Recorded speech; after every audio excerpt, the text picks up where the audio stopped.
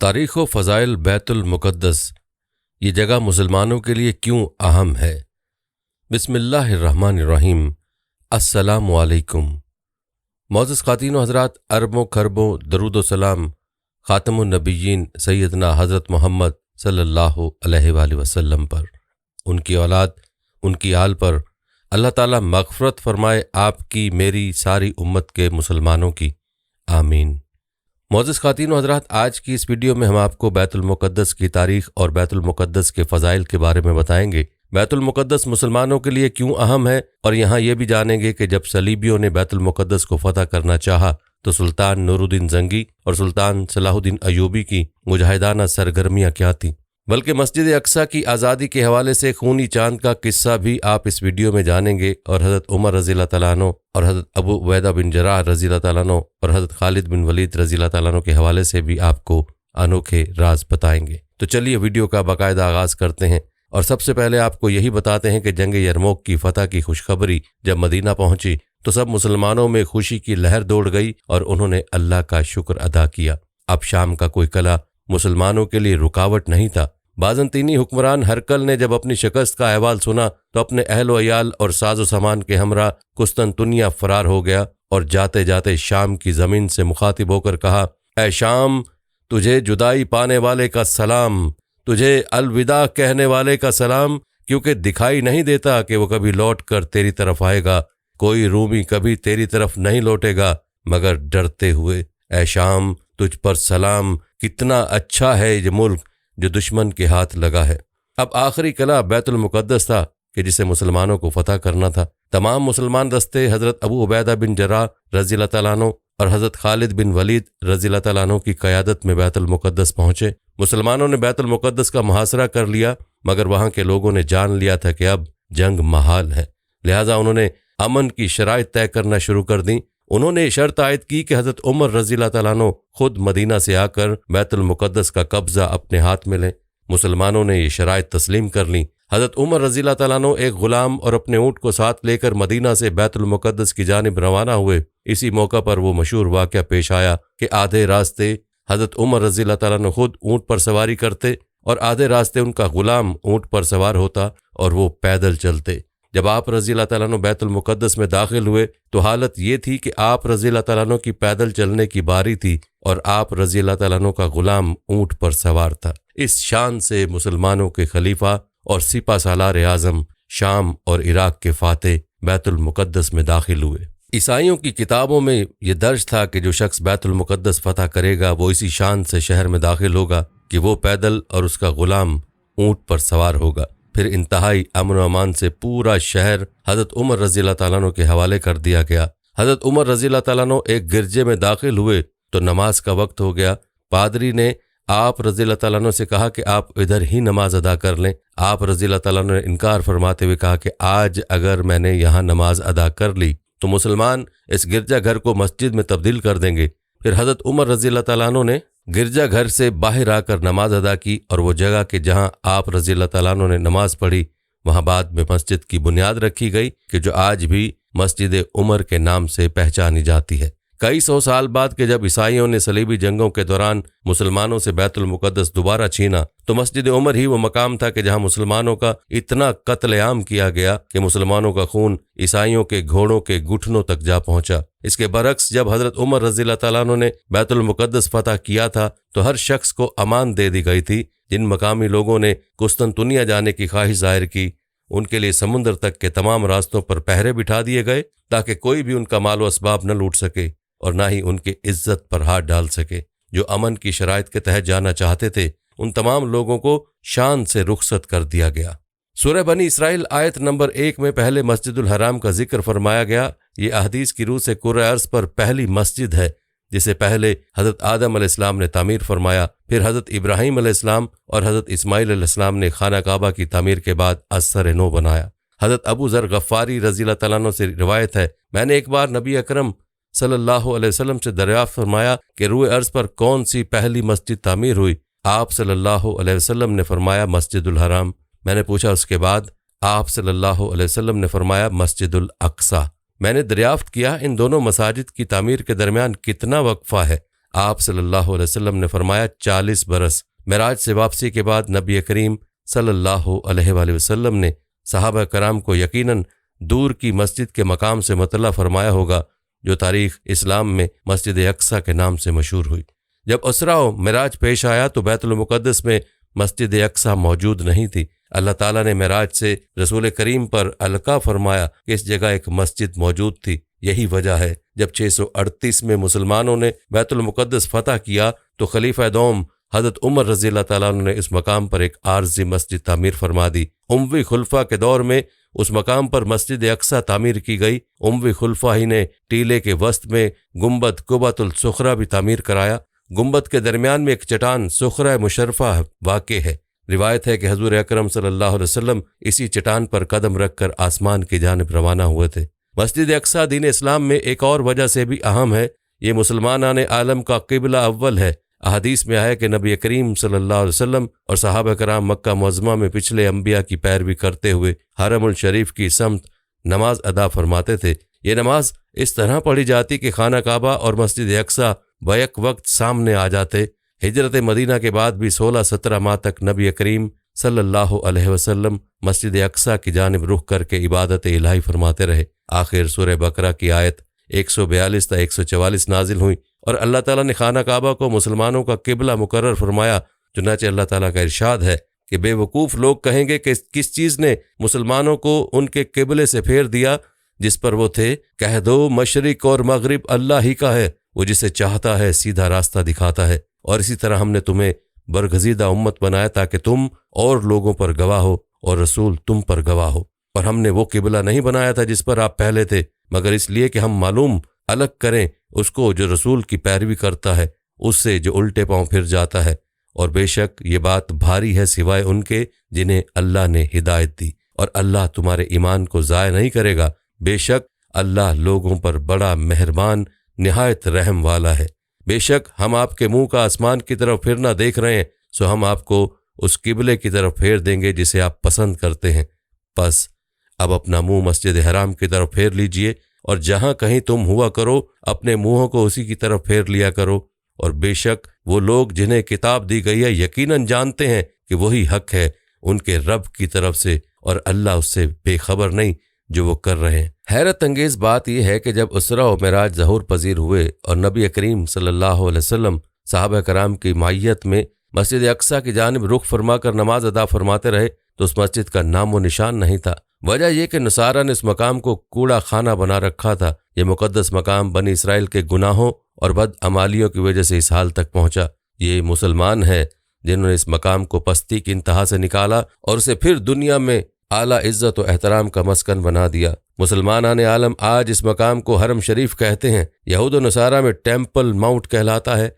ये चश्मा नबे उमुल दर्ज के नज़दीक वाक़ टीला है जिसका कतर 36 एकड़ है। इब्रानी बाइबल की रूह से हज़रत इब्राहीम अलैहिस्सलाम ने इसी जगह हज़रत इसहाक़ अलैहिस्सलाम की कुर्बानी देना चाही थी, जबकि सूरह बनी इसराइल आयत नंबर 1 के मुताबिक मस्जिदुल हराम की तामीर के बाद हज़रत इब्राहीम अलैहिस्सलाम ने वहाँ मस्जिद अक्सा की बुनियाद रखी। गोया मक्का मुअज़्ज़मा और बैतुल मुक़द्दस दो मुक़द्दस तरीन शहरों की बुनियाद चश्मों के किनारे रखी गई। हज़रत इब्राहीम अलैहिस्सलाम की औलाद खूब फली फूली और बनी इसराइल के नाम से मशहूर हुई। इसराइल हज़रत इब्राहीम अलैहिस्सलाम के पोते हज़रत याकूब अलैहिस्सलाम का एक नाम है। हज़रत याकूब अलैहिस्सलाम के फर्जंद हज़रत यूसुफ अलैहिस्सलाम के ज़माने में बनी इसराइल मिस्र चले गए। मिस्रियों ने जब बनी इसराइल को ग़ुलाम बना लिया और उन पर जुल्म करने लगे तो 400 बरस बाद हज़रत मूसा अलैहिस्सलाम उन्हें वापस अर्ज़ फ़लस्तीन ले आए। इन 400 बरस के दौरान बनी इसराइल में बहुत सी मुशरिकाना आदात व खसाइल पैदा हो गए थे। यही वजह है वो वक्तन फ़वक्तन अल्लाह ताला और उसके रसूलों और पैगम्बरों से सरकशी करते रहे। ताहम अल्लाह ताला ने उन्हें सज़ाएं देने के बाद माफ़ी अता फरमाई और उन्हें बार बार इस्लाह अहवाल का मौका देते रहे। आइए नाजरीन यहाँ मस्जिद अक्सा और मुख्तलिफ मुस्लिम अदवार के बारे में भी जानते हैं। नाज़रीन, मस्जिद अक्सा खुलफा राशिदीन खिलाफत बनु उमैया खिलाफत बनु अब्बासिया में मुसलमानों के मातहत रही। जब खिलाफत बनु अब्बासिया रूबे ज़वाल होने लगी तो आलम इस्लाम में कई छोटी मोटी सल्तनतें वजूद में आ गईं, जिनमें से एक सल्जोकी सल्तनत थी जो फ़लस्तीन और शाम में थी, और दूसरी शिया राफजी फ़ातिमी सल्तनत थी जो मिस्र में कायम थी। ये नहायत ही बदतरीन हुकूमत थी। उसने सल्जोकी सल्तनत पर हमले शुरू कर दिए। इसलिए कि बैतुल मुक़द्दस उन्हीं के ज़ेर इंतज़ाम था। बिलाखिर उन्होंने बैतुल मुक़द्दस को सल्जूकियों से छीन ही लिया। जब यूरोप के ईसाइयों ने देखा कि दो मुसलमान रियासतें बैतुल मुक़द्दस के लिए आपस में लड़ रही हैं, तो उन्होंने 493 हिजरी बामुताबिक 1099 में एक ज़बरदस्त हमला करके बैतुल मुक़द्दस पर कब्जा कर लिया। बैतुल मुक़द्दस का फातिमी गवर्नर इफ्तिखारुद्दौला माली फिदिया देकर भाग गया और तमाम मुसलमानों को उस शिया खबीस ने सलीबियों के हवाले कर दिया, जिन्होंने हजारों मुसलमानों को शहीद कर दिया गया। इज्जतें लूटी गईं, बच्चे बूढ़े औरतें किसी को भी नहीं बख्शा गया। ऐन मस्जिद अक्सा के अंदर वो कत्लो खून का बाजार गर्म किया गया कि अल्लमान अल हफीज।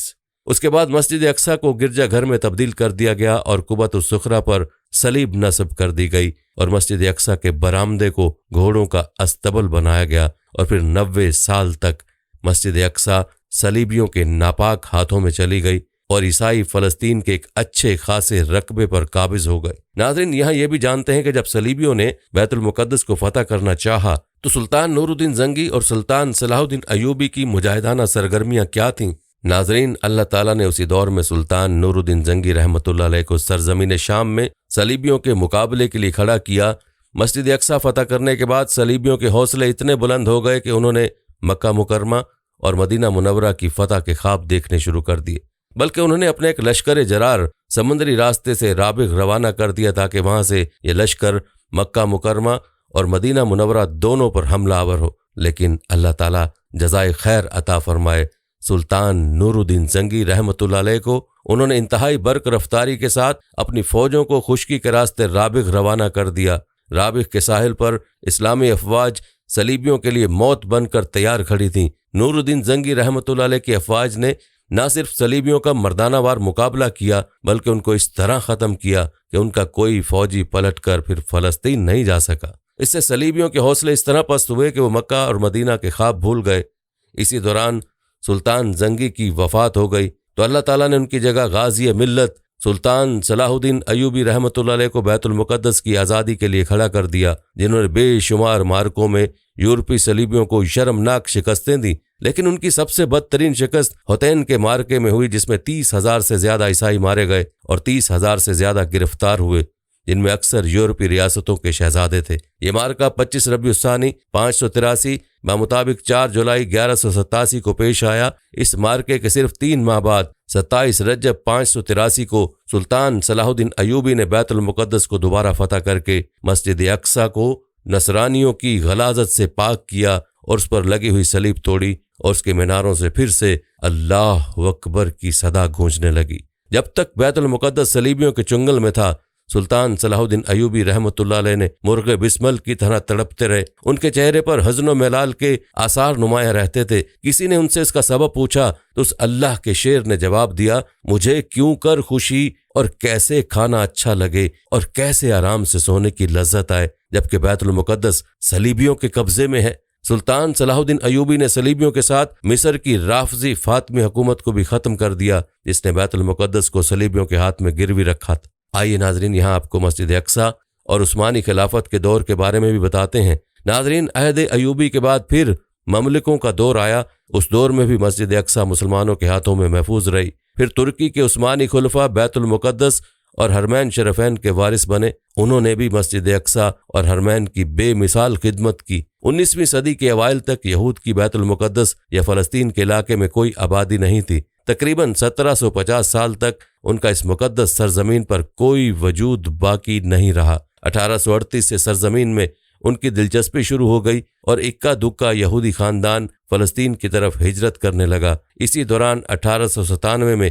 आलमी सहूनी तहरीक वजूद में आई, जिसका बुनियादी नस्बुलैन सरजमीन फ़लस्तीन पर कब्जा करना और हैकल सुलेमानी को दोबारा तामीर करना और इस इलाके में एक यहूदी रियासत कायम करना था। दुनिया के बड़े बड़े यहूदी सरमायादारों ने इस तहरीक के लिए अपने ख़जानों के दहाने खोल दिए और दुनिया के यहूदियों को इस बात की तरगीब दी कि वो फ़लस्तीन की तरफ हिजरत करें और वहाँ फ़लस्तीनियों की ज़मीनों को ऊंचे दामों में ख़रीदें।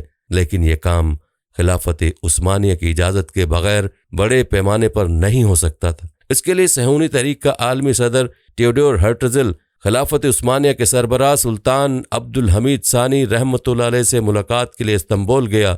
नाजरीन, सुल्तान अब्दुल हमीद सानी का सबसे बेहतरीन कारनामा सरजमीन फ़लस्तीन के मुतालिक उनकी वो वाज़े पॉलिसी दो टोक ईमानी रद्द अमल था, जिसके ताल्लुक से अल्लाह ताला की ज़ात से उम्मीद है कि अल्लाह ताला उसी की वजह उनकी मग़फ़िरत फरमा देगा। दुनिया की सारी सहूनी तंजीमों ने अपने तौर पर यह कोशिश कर ली कि सुल्तान यहूदियों को सरजमीन फ़लस्तीन में आबाद होने की इजाज़त दे। इस सिलसिले में आलमी सहूनी तंजीम के सदर टेओडोर हर्टज़ल ने 1890 में सुल्तान अब्दुल हमीद सानी रहमतुल्लाह अलैह से मुलाकात की और उनकी सरजमीन फ़लस्तीन में यहूदियों को आबाद होने की इजाज़त तलब की और इस सिलसिले में उन्हें 250 मिलियन फ्रांक बतौर ताउन सल्तनत उस्मानिया को देने की पेशकश भी की और ये भी यकीन दहानी कराई कि फ़लस्तीन में आबाद होने वाले यहूद सल्तनत उस्मानिया के ताबे फरमाबरदार होंगे और सल्तनत के तमाम कवानीन उन पर लागू होंगे। और इस सिलसिले में उन्हें यकीन कामिल था कि सुल्तान अब्दुल हमीद सानी रहमतुल्लाह अलैह उनकी शानदार पेशकश को कभी ठुकरा नहीं सकते,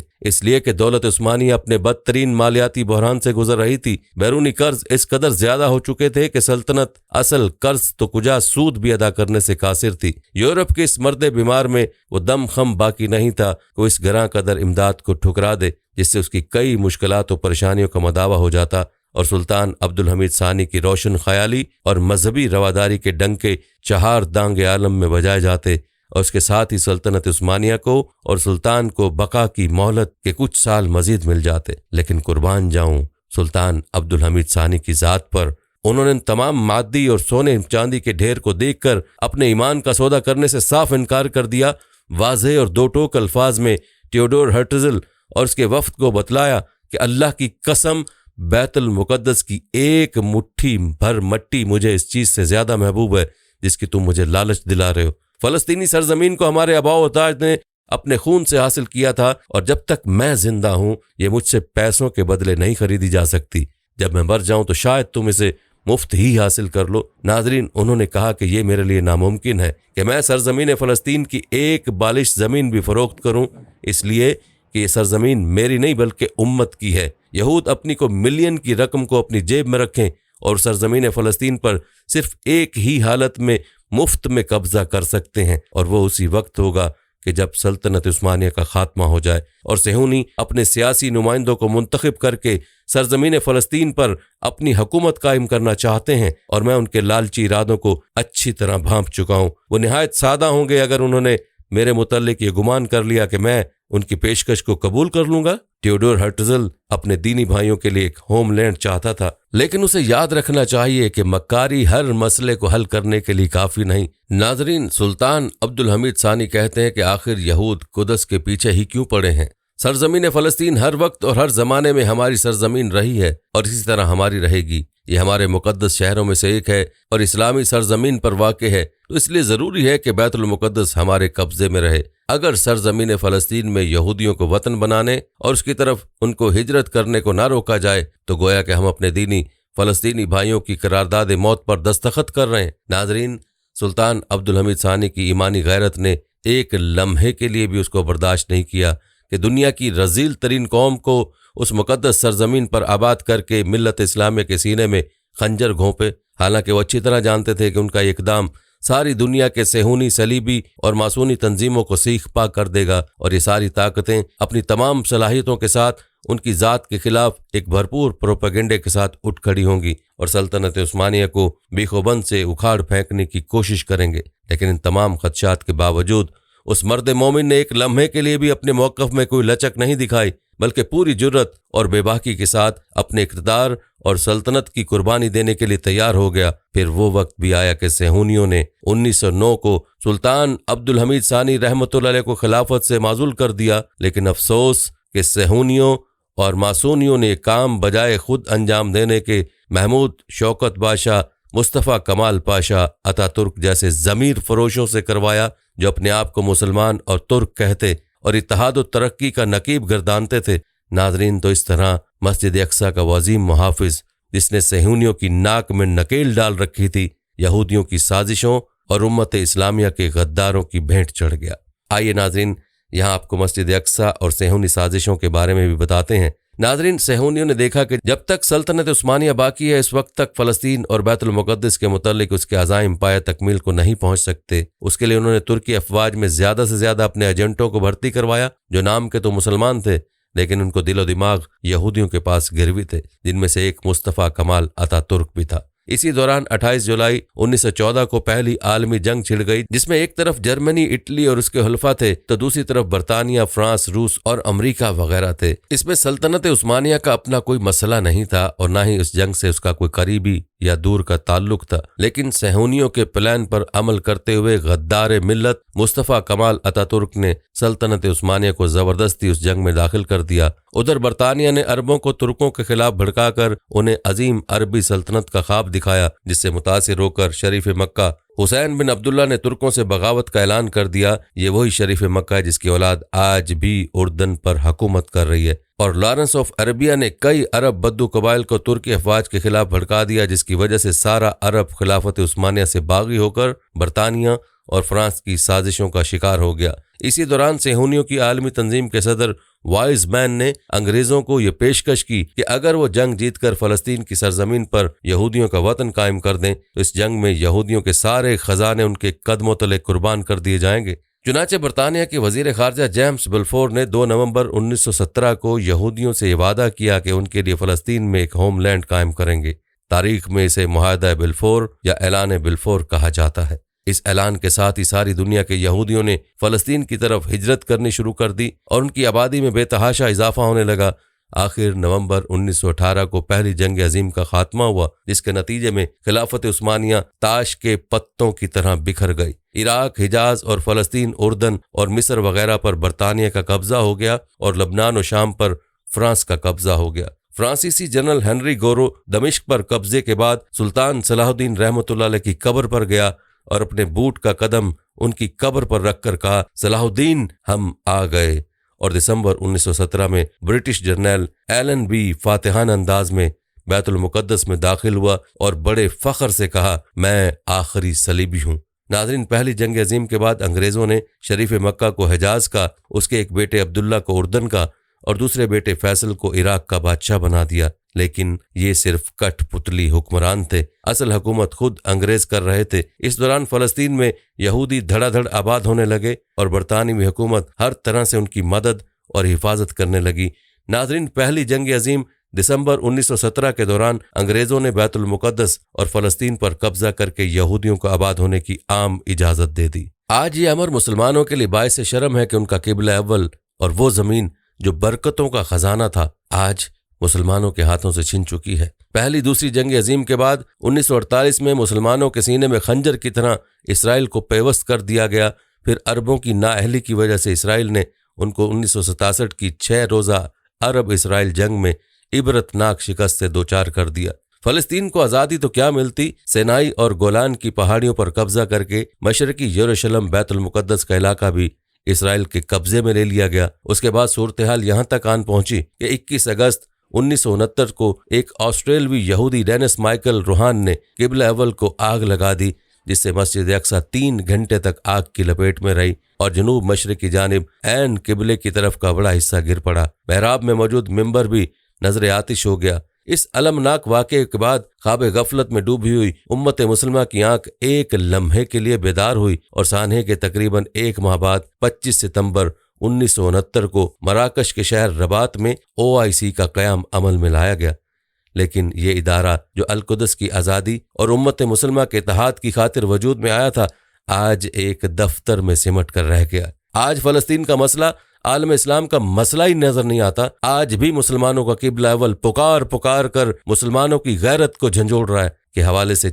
आइए नाज़रीन, यहाँ आपको मस्जिद अक्सा की आज़ादी के हवाले से खूनी चांदों के नमूद ब्लड मून सेहूनियों का 5 सदियों से इंतजार का वाक़या भी सुनाते हैं। नाज़रीन, ग्रहण के बायस चांद के सुर्ख होने को अहले यहूद दुनिया की बादशाहत हासिल होने की सुनहरी नवीद करार देते हैं। साल रवां के आगाज में जब माहिरीन फल्कियात ने पेश गोई की कि 15 अप्रैल से आसमान पर सुर्ख चांद ग्रहण का आगाज होने वाला है, तो साथ ही कारपोरेट आलमी मीडिया में नजूम के माहिरीन के बयानात भी आने लगे। उनका कहना है कि इस तरह का ग्रहण उस वक्त वकूअ पजीर होता है जब ज़मीन, सूरज और मरीख एक ही कतार में आ जाते हैं। इस तरतीब के नतीजे में चांद का रंग खून की तरह सुर्ख हो जाता है। बाज़ लोग इस तरह के खूनी रंगत वाले चांद के नज़ारे को दुनिया के खात्मे और हज़रत ईसा अलैहिस्सलाम के ज़हूर की निशानी करार देते हैं। लेकिन ऐसे ग्रहण के बाद जब चांद सुर्ख हो जाता है तो अहले यहूद उसको दुनिया की बादशाहत हासिल होने की सुनहरी नवीद करार देते हैं। खूनी चांद ग्रहण मुकम्मल चांद ग्रहण को कहा जाता है।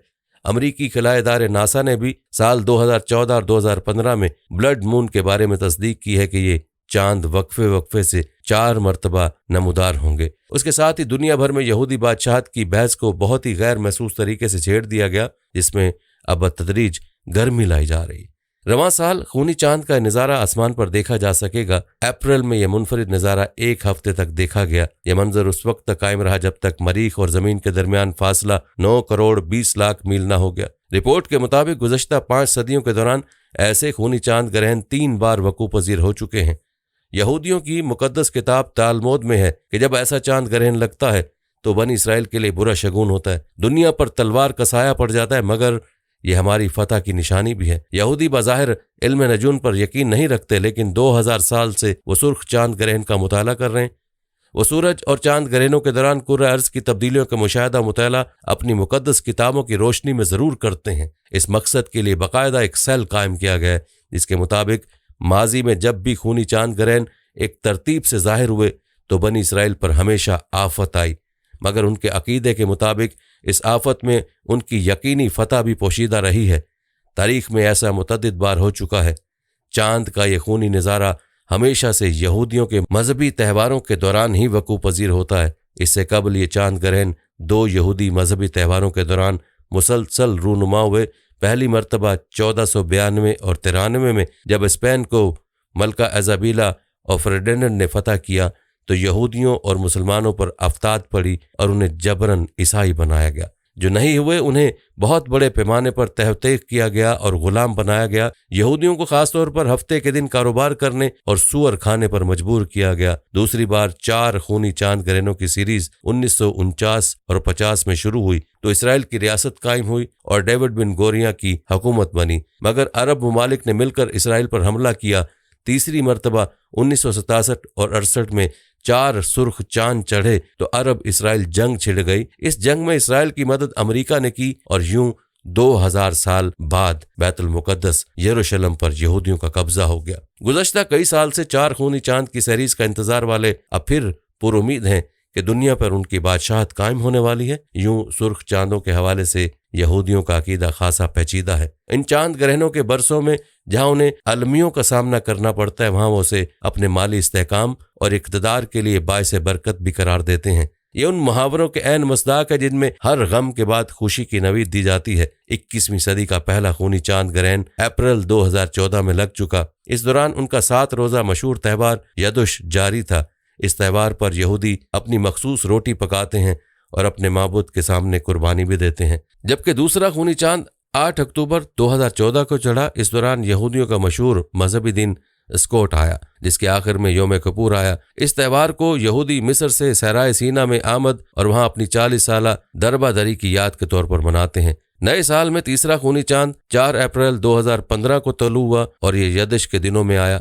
उसके बाद चौथा खूनी चांद 28 सितंबर 2015 को नमूदार हुआ और ये स्कॉट के दिनों में आया। इस पस मंजर में आलमी मंजरनामा क्या होगा, इस पर जहां दीगर अक़वाम सोच रही हैं तो वहीं यहूदी भी तसव्वुर किए बैठे हैं कि इस दौरान इसराइल के साथ किसी जंग का आगाज होगा और उसके आखिर में फतह इसराइल की होगी। इस वक्त जहां इसराइल भर के मबूदों में दुआओं और दीवार गिरिया पर रिवायती गिरिए का सिलसिला जारी है, वहीं दूसरी जानिब उनके जेर साया काम करने वाला आलमी मीडिया इस सारे अमल को ट्रेजेडी एंड देन ट्रंप के नाम से याद कर रहा है। पहले दबे दबे लफ्जों में जब मीडिया ने इस यहूदी फलसफे के तहत बात शुरू की कि अब अमेरिका इस काबिल नहीं रहा कि दुनिया में अमन कायम रख सके, लिहाजा इसराइल को अब खुद आगे बढ़कर दुनिया से दहशतगर्दी खत्म करना होगी, तो इस पर अमेरिका इसराइल से वक्ती तौर पर नाराज भी हुआ था। मगर अब इस समझने में ज्यादा दुश्वारी नहीं होती कि इसराइल ने बहुत ही पहले गजा की पट्टी में फलस्तीनियों पर जो वहशियाना हमले शुरू किए वो किस लिए और क्यों थे। कहने वाले तो ये भी कहते हैं कि ये कार्रवाई मुसलमानों की बची खुची हम्मियत को आजमाने का टेस्ट था। इस टेस्ट केस में उनको बहार अरब के मंजरनामे से जो कामयाबी मिली थी उसे भी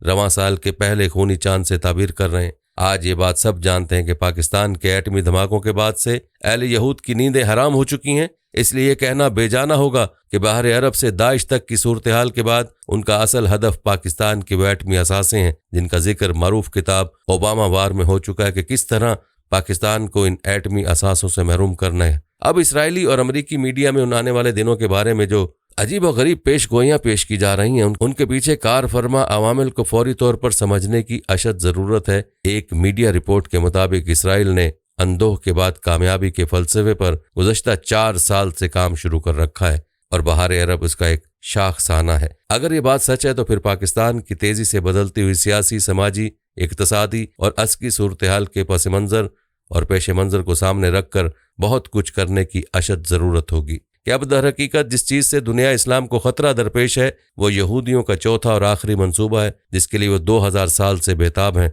और जिसकी खातिर वो 90 साल से बाकायदा एक स्कीम के मुताबिक काम करते रहे। इस मंसूबे के अहम तरीन अज्जा 2 हैं। एक ये कि मस्जिद अक्सा और कुबा सुखरा को गिराकर हैकल सुलेमानी फिर से तामीर की जाए, क्योंकि इसकी तामीर उन दोनों मकामात मुकद्दसा को ढाए बगैर मुमकिन नहीं। दूसरा ये कि इस पूरे इलाके पर कब्जा किया जाए जिसे इसराइल अपनी मिरास समझता है। इसराइल की पार्लियामेंट के सामने अल्फाज लिखे हैं, ऐ इसराइल तेरी सरहदें नील से फरात तक हैं। इस मंसूबे की जो तफसील सेहूनी तहरीक के शाया करदा नक्शे में दी गई है, उसकी रूह से इसराइल जिन इलाकों पर कब्जा करना चाहता है उनमें दरियाए नील तक मिस्र, उर्दन, शाम, लुबनान का सारा इलाका, इराक का एक बड़ा हिस्सा, तुर्की का जनूबी इलाका और जिगर थाम कर सुनिए मदीना मुनव्वरा तक हिजाज का पूरा बलाई इलाका शामिल है। मस्जिद अक्सा उस वक्त तक महफूज नहीं हो सकती जब तक बैतुल मुकद्दस यहूदियों के कब्जे में है, और ख़ुद बैतुल मुकद्दस का इलाका भी महफूज नहीं हो सकता जब तक फ़लस्तीन पर यहूदी काबिज़ हैं। दुआ है कि अल्लाह ताला हमें बैतुल मुकद्दस की हिफाजत करने की तौफीक दे और हमारे मज़लूम फ़लस्तीनी भाइयों पर जो जुल्म हो रहा है उस जुल्म से उनको जल्द अज जल्द निजात अता फरमाए। आमीन या रब्बुल आलमीन।